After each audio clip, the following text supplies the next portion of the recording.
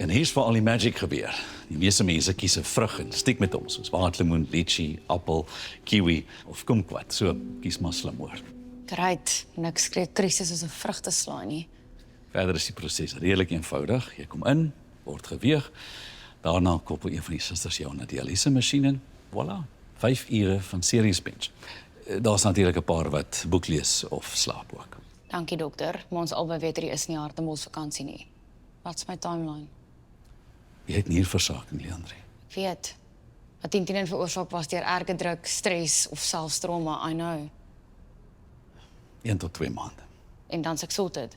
As alles goed gaan en jy saamwerk, so geen stres, reg eet, genoeg slaap en minder koffietrein.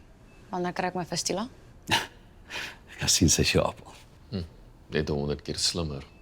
Die fistule sit ek so gou as moontlik in en dan 4 tot 6 weke daarna wanneer dit volgroeid is, begin jou eerste dialyse. Great. Pas my, meer tyd om vooruit te werk. Jy's op 'n tightrope, Leandre. As jy dit nou oordoen, kan jy siek raak. As jy my sal verskoon asseblief, my kantoor sal verder reëlings tref vir datums. Dankie.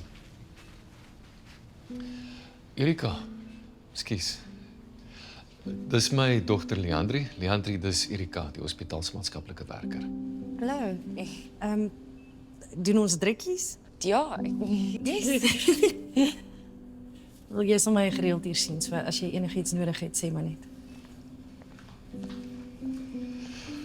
Kom ons gaan.